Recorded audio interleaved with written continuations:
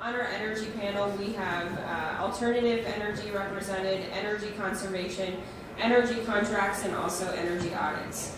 So what we're going to do is we are going to have each panelist introduce themselves. I'll read their bio. They'll say what they do in their job and how that relates to you. And then after that, we will have about 20 minutes of questions where we're hoping to create a really relaxed conversation just to talk about energy and what that looks like on farms. So we will first start off with Scott Jones. And he is representing Energy Contracts today. So Scott Jones currently works for Dooley's Petroleum and has been in the poultry industry for 27 years.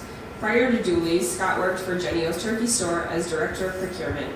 His primary role involved procuring and planning how to utilize growing capacity to meet the planned needs of the company.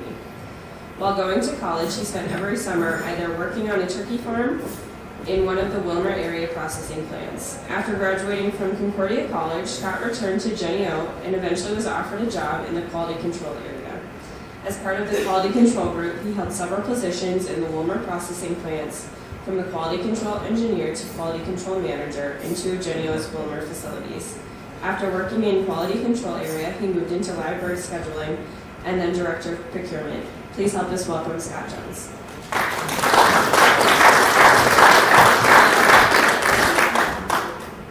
Well, that was a long time ago, it seems like, as far as where that started. So, well, today what I wanted to do, and I know that they wanted to keep this pretty casual, so I'm going to go through this fairly quick as far as for you, but just give you a quick overview as far as energy contracting. I'll be around for questions. Obviously, we'll have a Q&A after the presentations. So I'll just kind of walk through this fairly quick for you. And just kind of want to give you some main high points as far as when we talk about energy contracts. What do we mean by that? Oh, I'll take it. Thanks. All right. Well, first off, what is your goal? And so when I went back and looked at a goal, Warren Buffett's been fairly successful. So, his number one goal is never lose money. So I think that's a good guideline as far as where we would start. First off, three main things is, why do we contract? The main things is it's a risk management as far as what we're looking for. The other thing is to lock in your sales margins. And third is to lock in your supply. As you guys know, as far as when you look at supply, as far as within the poultry industry, it's not that long ago that you guys have been challenged with supply and just making sure that you've got it. So key pieces, as we talk about it, these are the three main pieces that I talk about as far as, how much do you contract? So it's like just trying to understand when you look at your operations, what you need, what your procurement strategy is, keep it diversified, and then thirdly is how do you determine the price? And there's all different kinds of mechanisms for doing that. So when I look at how do I contract or how much do I contract, basically I say, the absolute maximum is going to be whatever, again, we're looking at a heating season as far as where it is. The maximum is going to be where are you as far as on a warmest season, what would you expect as far as for that? Minimum, I tend to say, you probably, depending on the volume that you go through, you're probably looking at a third. And then just understand your tolerance for risk. As far as when we look at that, as far as understanding what you want to see as far as for the level of risk within your operation. Procurement strategies, number one thing I tell people, you can watch trends, but don't try to time the market. Don't look at it and say that you're going to know when you're going to hit the low, because it's going to be very difficult, and once you hit the low, it moves fairly quick. Purchasing between contract and current pricing, as far as what kind of mix you're looking for, as far as with that. And then I always just encourage, let's look at different supply options as far as supply points, as far as timing, as far as if you want to average cost it, as far as going into it. So when you look at how the timing is working, that you're looking at as far as, okay, that, where do we need to be, watching the trends and what time it is. So a good example would be, you want to lock up so much of your needs in June, July, August. And where are you at in trying to get that addressed? How is price determined? And again, you've been in this business for a long time, so a lot of this stuff is probably, it's not new to a lot of you as far as working in this industry, as far as you certainly understand it. There's a lot on the line. And so when we look at it as far as guidelines for how to determine prices, I mean, it's fairly common knowledge as far as I think in many cases how that's going to work for you. There are some nuances to it, but common examples, propane, pretty much all of your propane is going to be based on Conway as far as what the pricing is going to be. Quite often natural gas is going to be on the NYMEX as far as wherever the hub prices are. And just touch really quickly as far as on the different types of contracts that we have. I kind of categorized them as far as 4 main types that you're going to deal with. So first off, fixed price. It's fairly straightforward. It's going to be a fixed price. And so that's usually a forward contract that you're going to do as far as right now for into the fall or into the winter, as far as for that heating season, as far as what that price is. It's already established or it will be established. So basically the key pieces are, the benefits obviously is what the price is going to be. The risk is that if that market moves against that price, you're going to be stuck with higher priced product. A solution to that is that you do an index-based contract. So it's very similar as far as to a fixed price, except that what you're doing is you're essentially locking in the basis, and then you're just allowing the index to move or the price to move. So you're just locking in that index price. So a common example would be for propane, if you did a Conway plus whatever that price would be. And so that would be another option as far as for you and how you would procure that. So usually those types of contracts are going to give you a provision that you can lock that in later. Typically, that type of contract is going to follow the market. So in your situations, typically what I would say is number one thing is you need to understand how the energy allowance paid to you, how is that determined? And that's going to be a piece that you're going to want to understand as far as when you decide how you want to contract. This one, you still get market volatility, so that is a risk with it. Obviously, if Conway prices start moving up, that's going to move up with it. The one piece that you do have locked in is you would have the index part locked in. Storage contract, this is probably the safest option out there. It's a little bit limited. Obviously when you're talking on propane or something like that, there is an option as far as, for example, you can lock in supply in Conway, Kansas. It does come at a premium, but it is very secure. So obviously that would be one of the benefits when you look at that, is that you've got assured supply sitting there. The one piece is that it does come at an added cost.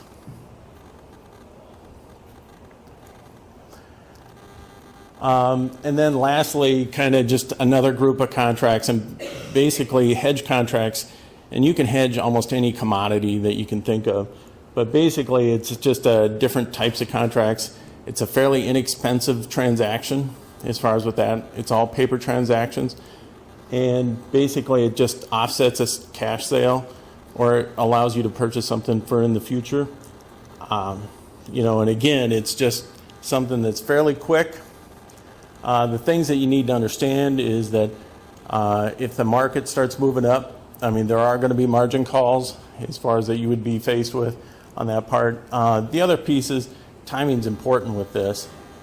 As far as any time that you do a hedge contract or release a hedge, is that you want to make sure that you time it such that it coincides with as far as your physical supply.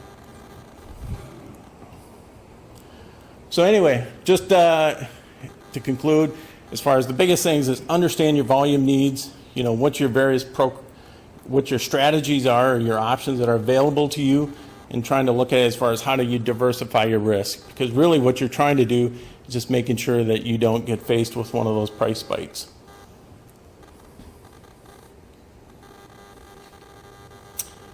All right. So Jack is an MREA certified site assessor in both PV and solar thermal technology, an MRES instructor in solar site assessment, holds a Bachelor of Science degree in finance from St. John's University, an AAS degree in energy technologies from St. Cloud Technical and Community College, is a graduate of Solar PV and Technical Sales Program at St. Paul College, and NAP CEP Emeritus in PV Technical Sales. What a guy. He brings 10 years plus of project management, sales, and constructions to his role as the Made in Minnesota Solar Business Advisor. Let's help me in welcoming Jack to the stage.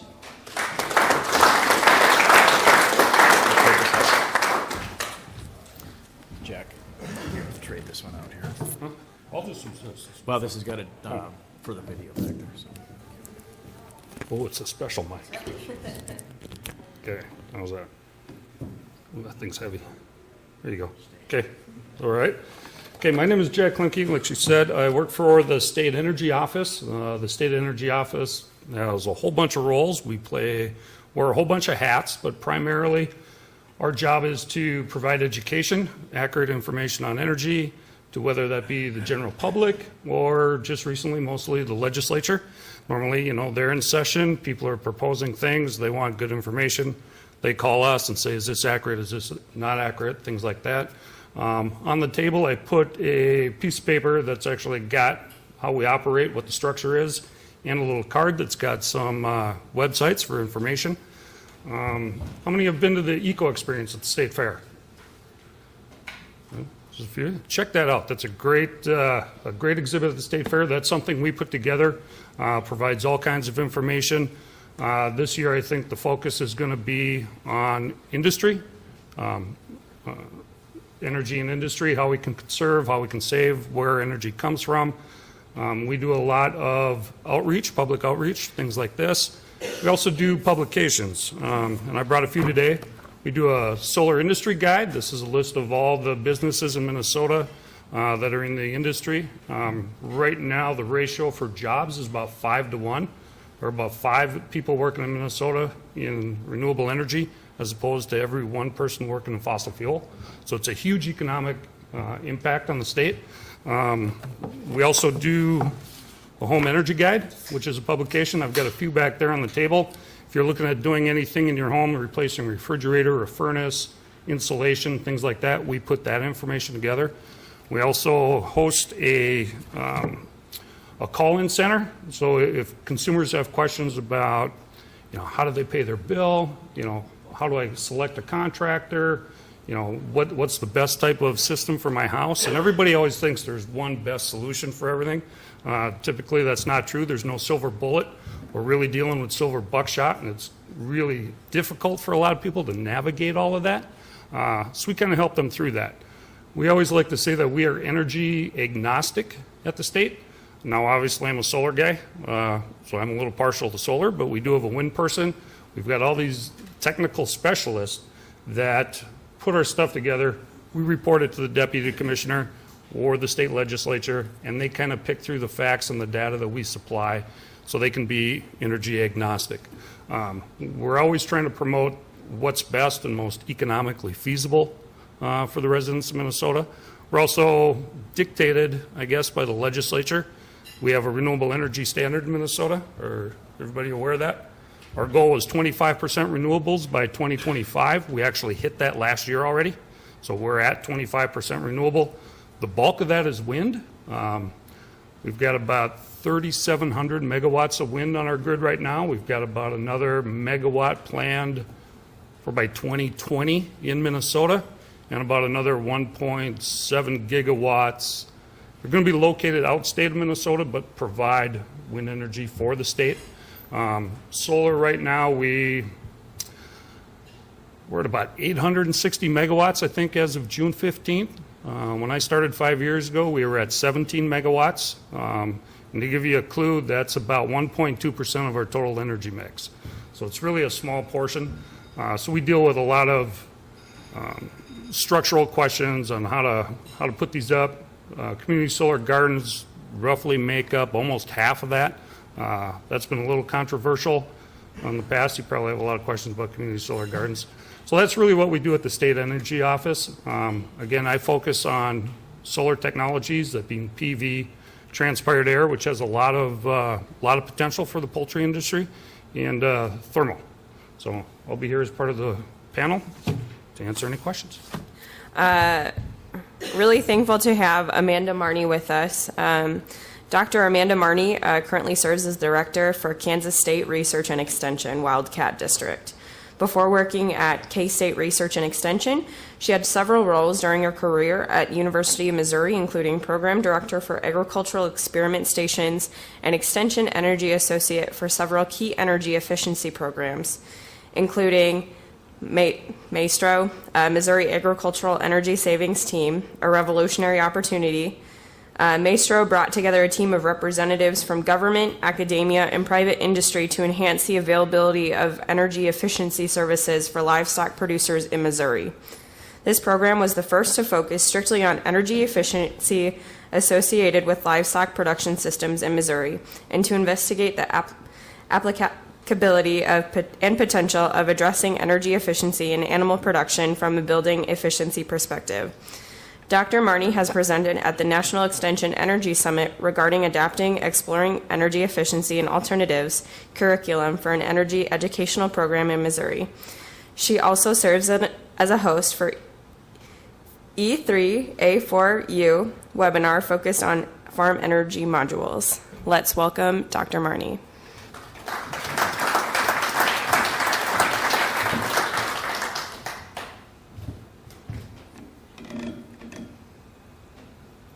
Well, thank you for having me here today. I'm really wearing two hats because I'm representing Kansas State University, but also University of Missouri, Columbia. We work closely together because we're side by side, and I was the one on the research team, which was chosen to come and speak with you today. I'm excited to actually share with you some of the information about our Maestro program. And again, that stood for Missouri Agricultural Energy Savings Team, a revolutionary opportunity. It's quite a mouthful, but there were a lot of partners involved in that program, and so it took a lot to come up with a name to satisfy all of us. We really felt like it was a great program for Missouri livestock producers because it was a very holistic program where we looked at energy savings in both the farm and the home. We would come out and offer audits for both the farm and home, and from there we would offer energy management plans that producers could use for cost share incentives, any rebates, and we also offered cost share as a part of that program. And so it was very holistic in nature, and we were able to take farmers from that audit process all of the way through the cost share program, and also help them link to other cost share programs with USDA. In particular, NRCS offers REAP and EQIP programs, and we were able to dovetail that funding in there, which is actually very important when you're looking at that upfront cost with some of the energy efficiency measures that we would recommend. And we did have one turkey producer in particular that also went to solar, and so any type of cost share that we were able to pull into that was very beneficial for them. Through that program, it was a 3-year program. We were able to get some very valuable research data to be able to talk to producers about what those top energy efficiency measures would be on their farm: lighting, heating, ventilation, and looking at insulation. And that provided a whole host of new curriculum that we were able to pull into the E3A program. Some of you may be familiar with E3A. That's Energy Efficiency and Alternatives. It's a program that was put together by the universities in Wyoming and Montana, and we were able to modify that curriculum for the climate of Missouri and then offer some additional modules for poultry producers, for dairy producers, beef, and our swine producers. We were also able to pull together information from our Maestro program to offer information on how to save energy in your shops and with watering systems as well. And so really the Maestro program was crucial to being able to get a lot of good information on the ground across the state of Missouri. And so I'm excited to talk to you a little bit more about that today. I don't want to share too much because I'll be on the program a little later, and I don't want to give you a lot of duplicate information. And last but not least, we have Bethany Reinholtz, and today she will be talking to us about energy audits. So Bethany has been with GDS Associates for 10 years and is a certified energy manager, a certified water efficiency professional, a certified farm energy auditor through Michigan State University, a certified solar energy site associate through MREA, and is a technical service provider for the NRCS CAP 128, Agriculture Energy Management Plans. Bethany earned a Bachelor of Science degree in Zoology and Biology, Aspects of Conservation from the University of Wisconsin-Madison, and a Master's in Environmental Science and Policy from the University of Wisconsin-Green Bay. Bethany has performed on-site energy efficiency audits for a variety of clients across the agricultural and rural business sectors. As a project manager for GDS Associates, Bethany has served as an energy advisor for a focus on energy from September 2008 through December 2015, has been the project manager for the Colorado Energy Office Agricultural Energy Efficiency Program since July 2015, has been a certified farm energy auditor through MSU since 2008, and has been a TSP for CAP 128 since 2012. Bethany supports productive and sustainable agriculture by providing profitable energy-saving advice for dairy, livestock, greenhouse, grain, and other types of farms. Her energy advising also connects farmers and businesses with the state and utility incentives for energy efficiency and renewable energy installations. Let's welcome our final panelist, Bethany.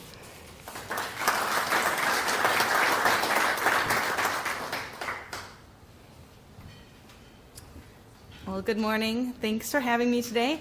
That was a really long bio with lots of letters again, so sorry about that.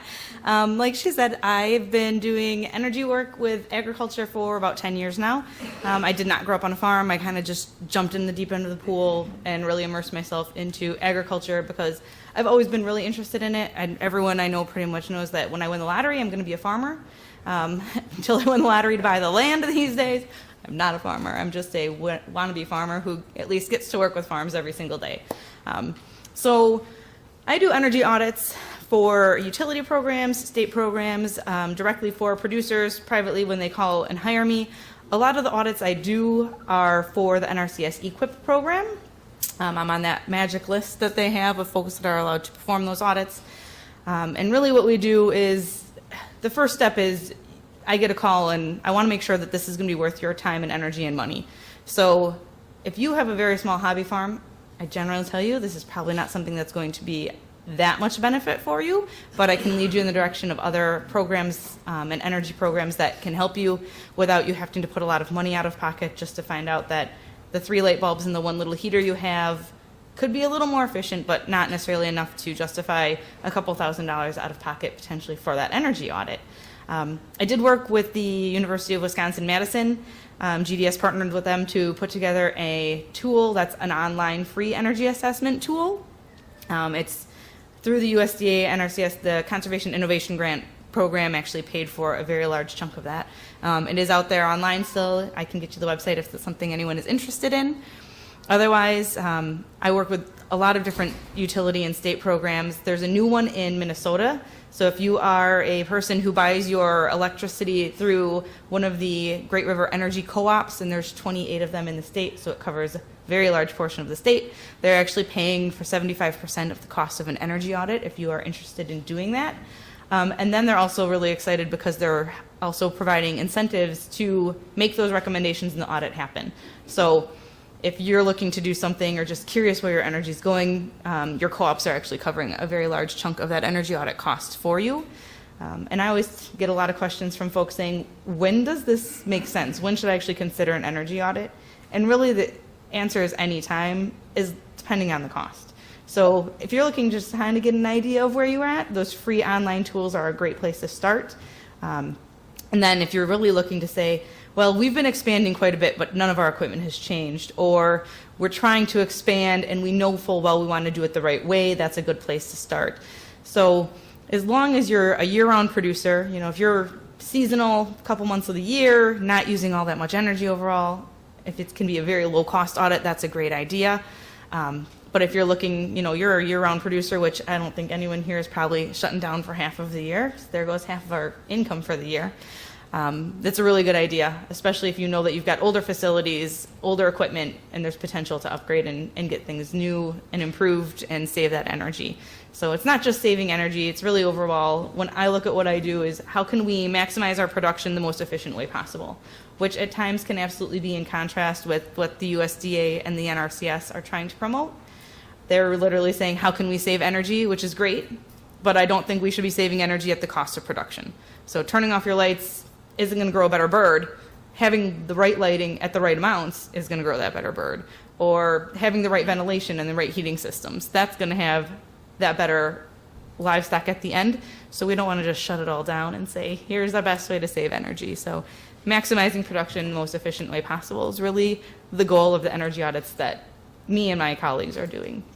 And I can leave it there so we can have plenty of time for questions and answers. And I know that Amanda and I might have a little bit of overlap, so it could be some extra good bounce around ideas and information today.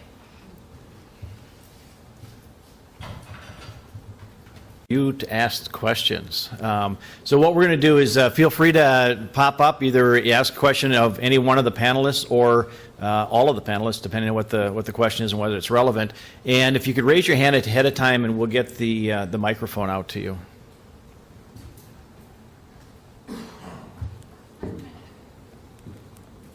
Don't all jump at once.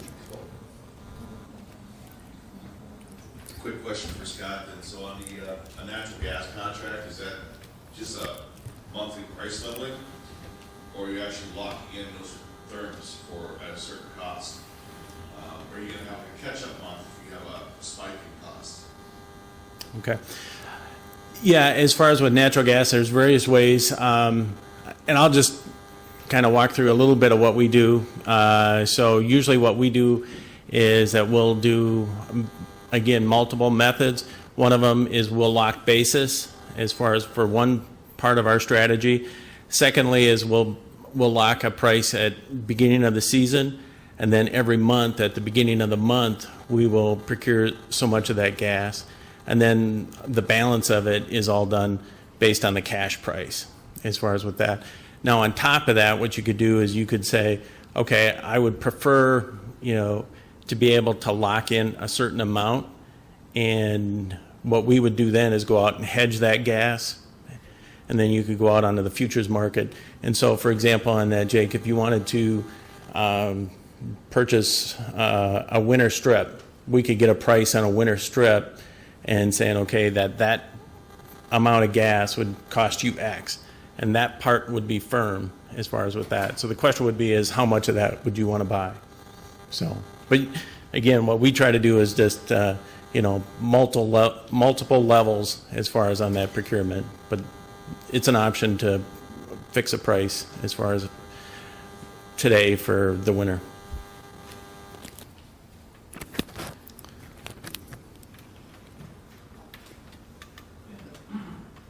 This is a question for Jack. You mentioned how much progress has been made in renewables in Minnesota. We've basically reached the threshold of what our target was. Leading up to that, the state and other agencies have a lot of appetite for providing incentives for solar and wind and other renewable energies. Has that appetite subsided? Have a lot of those incentives gone away? Are there still some around? As a commercial producer, of course, I'm looking at, hey, if I cut my energy bill, that's great, but if it's going to cost me a small fortune to do it, it's not going to pencil, I'm not going to do it. At the end of the day, yeah, maybe it's the right thing to do, but it's also going to make business sense. How is that all shaping out? We refer to it as the solar coaster, right? So things are up and down on a regular basis. There are some incentives left. We did the Made in Minnesota program, which is one that really started the big push. That has gone away, but XL has their solar rewards, which is an 8 cents per kilowatt hour produced incentive. Minnesota Power has what they call Solar Cents, which is also 8 cents kilowatt hour produced. GRE's got, they don't have a solar one currently, but they're discussing a solar one. A few of the co-ops have, I wouldn't really call it an incentive. They pay a premium for solar power, like East Central. They used to charge you 10 cents a kilowatt, but they would pay you 13 cents for every kilowatt of solar you produced because they wanted some solar on the grid. For a lot of co-ops and smaller munis that don't produce their own electricity, when they got to fire up their diesel generator in, say, like August, those kilowatt hours cost them like $1.28 a kilowatt hour. So by having some solar in their mix, they're able to offset that diesel. So there are incentives out there. Personally, we would like to see all incentives go away, because once you dangle that carrot, nobody wants to go after it without the carrot. But we have to level the playing field and get the industry started. Prices have come down drastically in the last 5 years. When I started in the industry, we were charging roughly about $5.25 a watt for install. That was about 6 years ago. We've seen commercial projects going in at $1.75. You know, so it's really drastically come down as becoming affordable.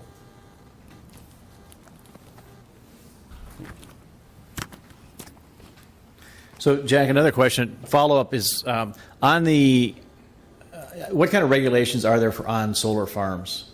And part of the, and then the other part of that question is, my 24-year-old son called me the other day and asked about solar farms and how they determine where they go. And I know it's probably that landowner, but it's taken productive agricultural land out of production, and so that leads to the question about regulation. Controversial question. Okay, solar farms are typically located where we can feed the grid the most efficiently. So when they first kind of started, most of these developers were looking on Google, were going down Google looking for transformer stations and substations and going, that's where we're going to check. They have to put in the application. XL or the utility has to approve that location to make sure that that transformer can take that sort of an input. And that's how they locate a lot of the gardens. And then they're also looking for cheap land. Most of the land they're looking at is, they want marginal crop land because they can get a better price for it. Again, it's a community solar garden. It is a business. These developers are in it to make some money.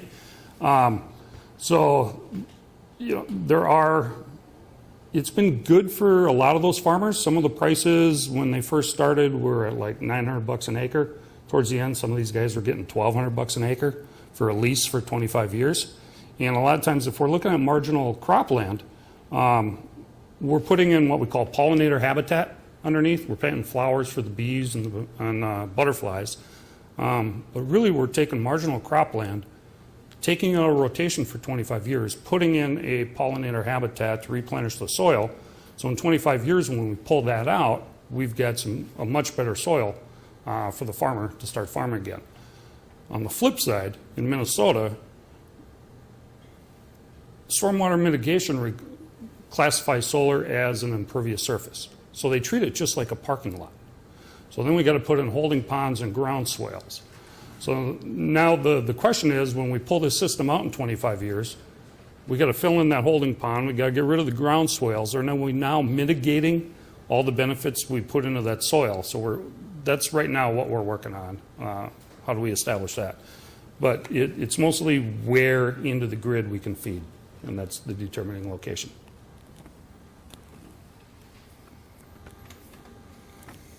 Other questions?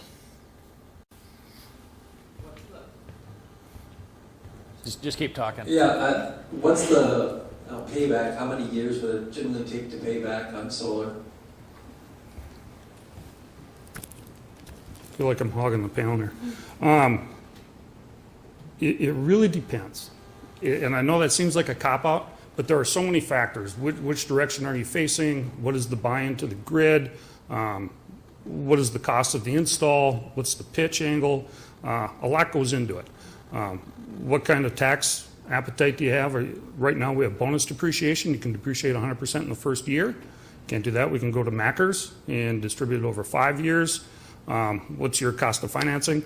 Whole bunch of stuff. But typically on a larger system, somewhere in the area of 8 to 10 years for a simple payback.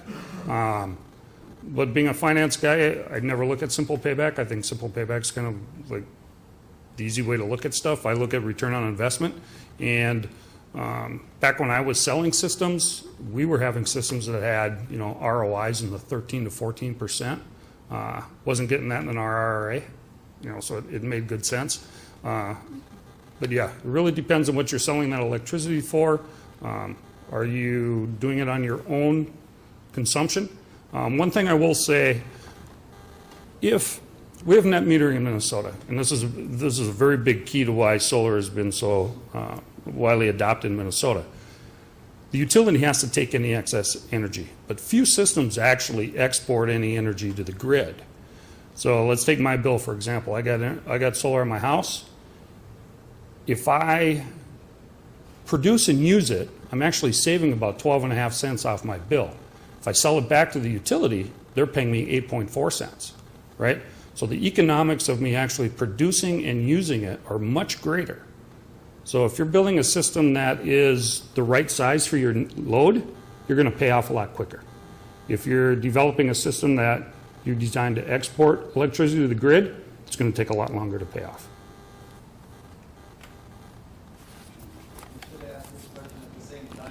How long do the systems last before any major repair?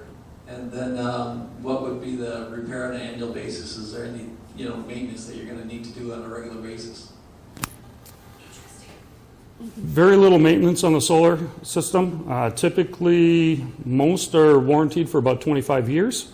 Inverters are probably going to be your first thing to fail. Typically around 20-25 years, you may have to replace an inverter. Most modules will last 50, 60 years and still produce at roughly about 80% of their original output.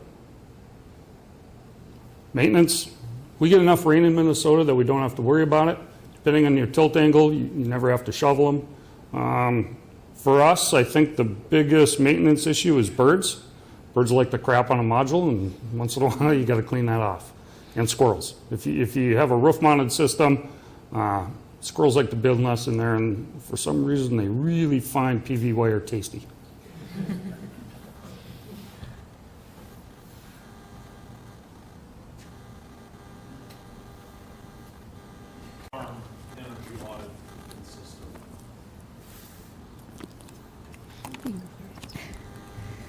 So a typical energy audit would consist of, first I'd need to get a hold of your historical energy use. So I'd look at your last, usually I try to get up to 3 years of historical use. And a lot of times I can get that by working with you and your utility company directly. That way I've got something to compare what my calculations say, and I can see if something major has changed over those few years to cause something to drop significantly in use or increase. And then we'd meet on the farm. Generally, for any poultry operation, I like to meet on the farm when there's no birds. So if I know that birds catch day is X and you've got X days of no birds, that's where I want to come and meet with you. So we meet on the farm. We're going to look at everything on that farm that's using energy, whether it's using natural gas, propane, electric, diesel. I'm going to get an understanding of your farm, how you operate, why you do what you do, and if you've said, oh, I tried doing this once, I'm not doing that again. Even though maybe it's a great opportunity, I still need to know that you really don't want to do that. And I can give you the information of how it could save you energy, but I still want to know, so I'm not saying, this is the one thing you should do, and knowing that you didn't really want anything to do with that. Find out what your concerns are, get through that farm, and then after we've gotten an understanding of it, we've got all of your information written down about what you're using, how you're using, hours per day, days per week. I go back and I do a bunch of calculations to break down all of your electric use, gas, propane, to where is it going, to what equipment is it going to.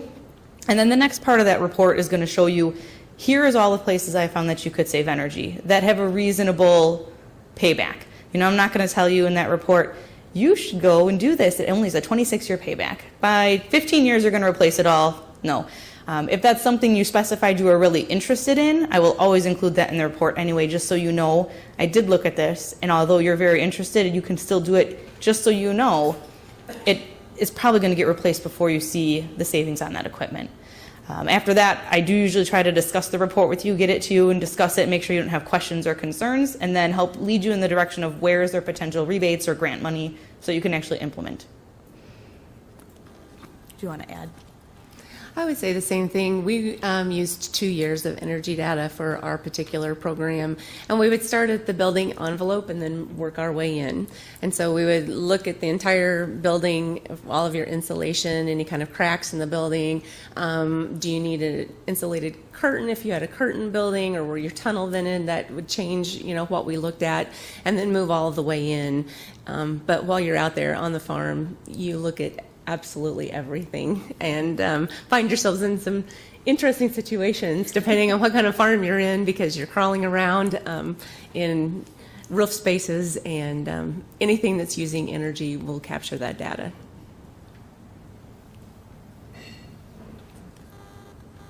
I don't know either Amanda or Bethany who would be best to answer this question, but have you found there's one or two certain things simple things that farmers can do to conserve their energy on the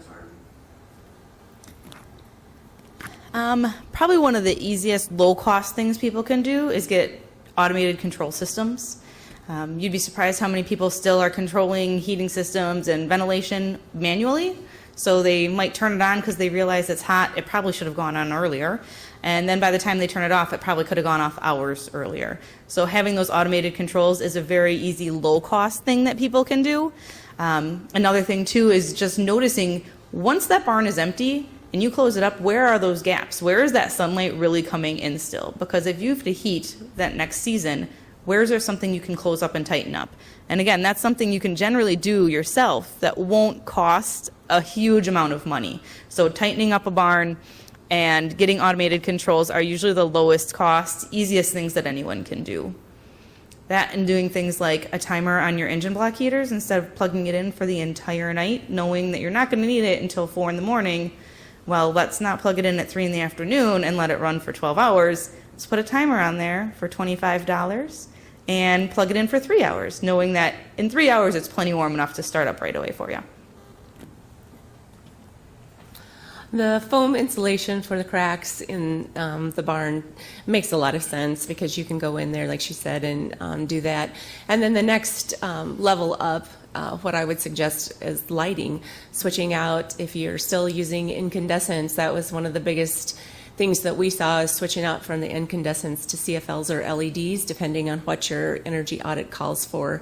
Sometimes those CFLs, we saw a quicker payback, looking at simple paybacks, but then sometimes LEDs seemed to work best. It just depended on the particular farm we were on. Can I ask a question of the audience? Sure. Payback.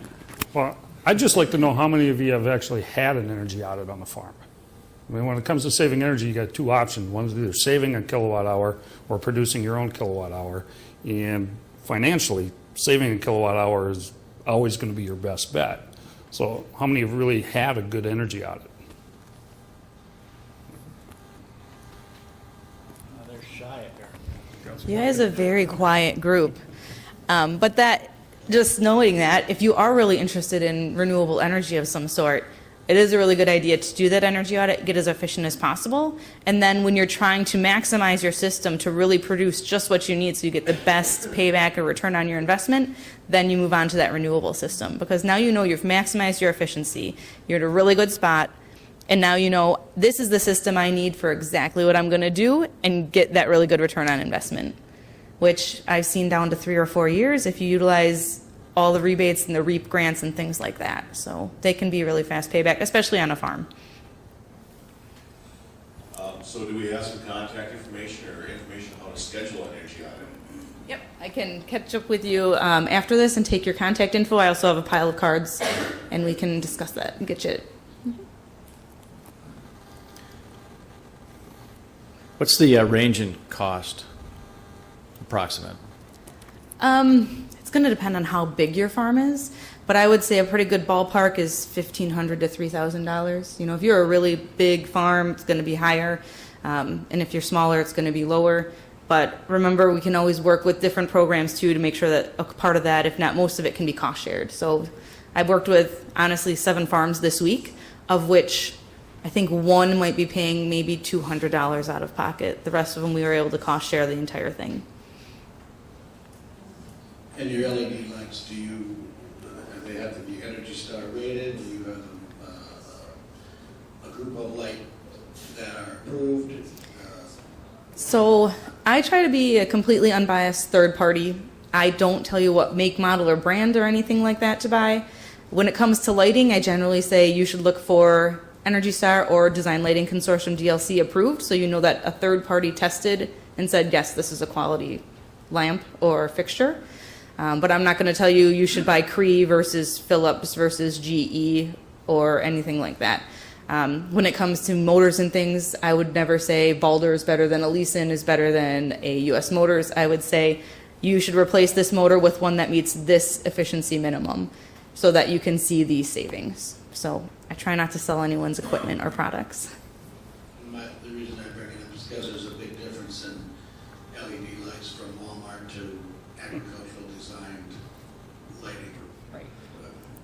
There is really a difference, and we have recommended that you work through your suppliers and get really good quality bulbs that have a 3-year warranty, because if you're going to be paying more for those bulbs, you want to make sure that they last.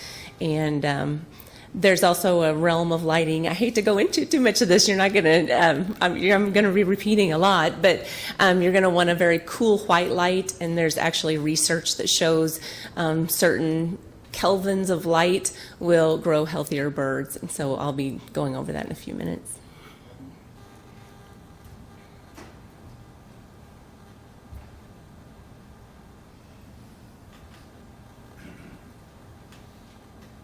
When you do your energy audits, do you take infrared images of the buildings to see where the hot spots are at or where the cool spots are at? Or do you take infrared images of the panels?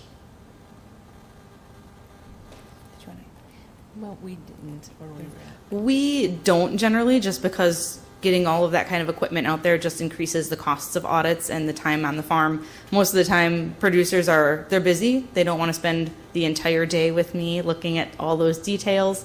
And a lot of times too, that means if we're going to start to do that, we might do smoke tests, and now we really are getting into a lot of hours and dollars. So we don't. I could, if that's something someone's really interesting, we can always add that kind of thing in. That's not a problem. And depending on, if that's your top priority is your walls, a lot of times we have you already know what's in those walls and how old it is. And we can usually get a good feel for if you've got blackwing beetle problems and your insulation has been in there 20 years and no one's touched it, it's a pretty good chance there's not much left in there if there's anything in there. So we can, and that's another reason why we look at that historical energy use. So we can see how it's changed over the years and to talk to you about what you've done differently to maybe why are we seeing a spike here? Did we know that was an extra cold year?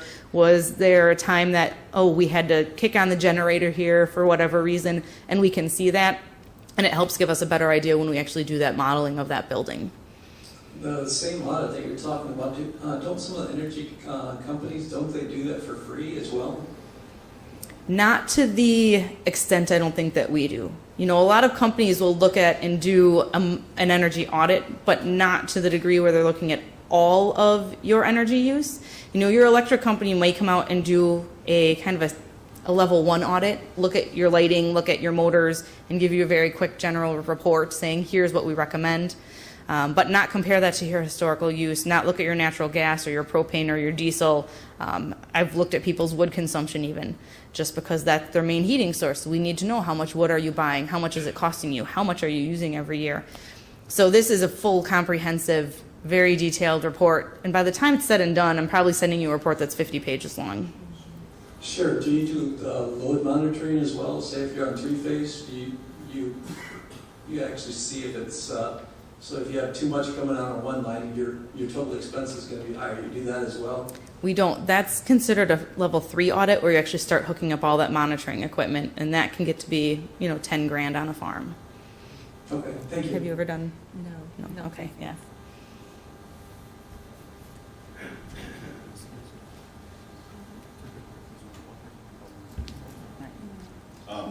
You mentioned with the energy audit, you're familiar with working with Great River Energy. I just relamped a bunch of barns with LED lights. There's supposed to be a rebate. I filled out the paperwork, applied for it. We're going on a year now.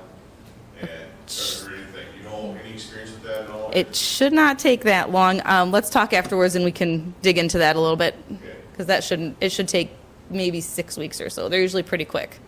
Okay.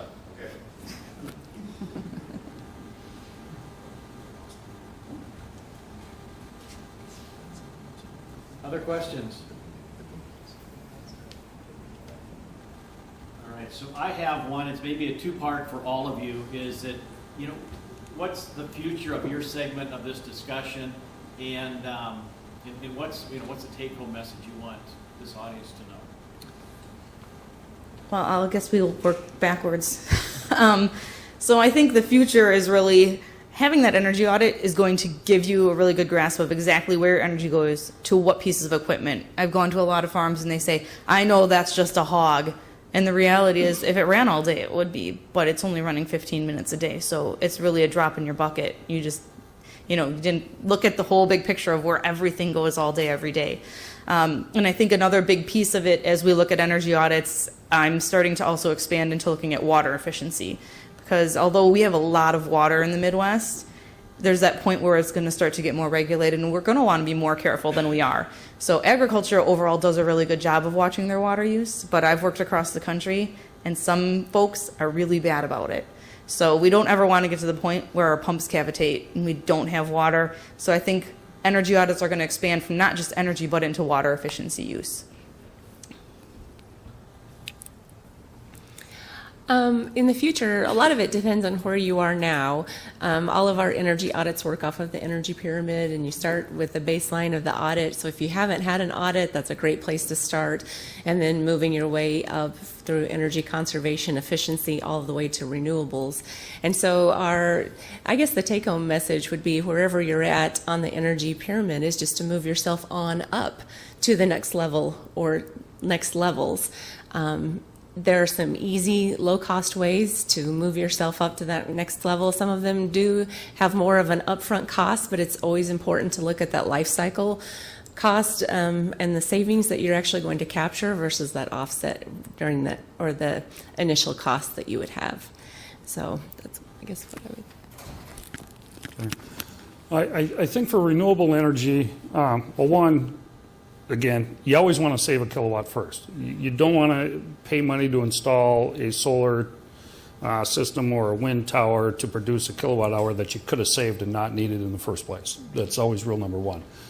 The future, though, PV technology, transpired air technology, thermal, wind, there's a lot of opportunities in the ag business to mitigate some of your energy use. It's not a silver bullet. It is silver buckshot. There's a whole bunch of little things that we do to really make a difference. And if we're looking at it from a business, every business, whether you're a poultry grower or a grocery store or whatever, certainty in the market and understanding what your future costs are going to be is very important. Renewable energy really helps us do that. We can lock into what we know our energy rates are going to be for the next 25, 30 years. It makes planning and budgeting so much simpler. So I recommend everybody look at it, but don't focus on one specific technology. Be open. I think as far as energy contracts going forward, the three takeaways would be just how you look at how your allowance for energy is paid back to you or paid to you as far as with that, and then sitting down and then planning for your next year, and then looking at diversification as far as with that. So just to hit on all three of those items. So. Mindy. I think something else that's important, this is real basic on the energy audits, is talk to your utility, make sure you're on the best rate for your production too. Because a lot of times you could be on a rate that's not the most beneficial, and because I'm assuming most of you have generators, sometimes you can get on these peak demand rates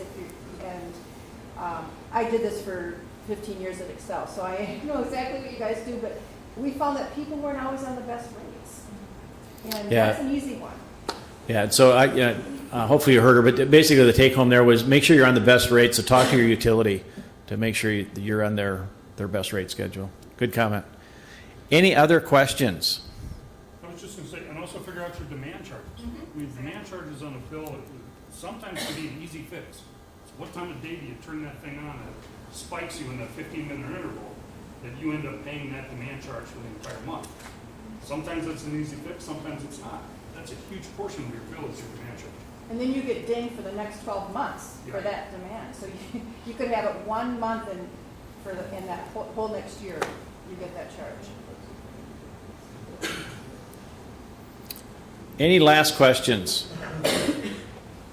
All right, well, we have gift cards for our panel, and please join me in thanking them for their time and comments.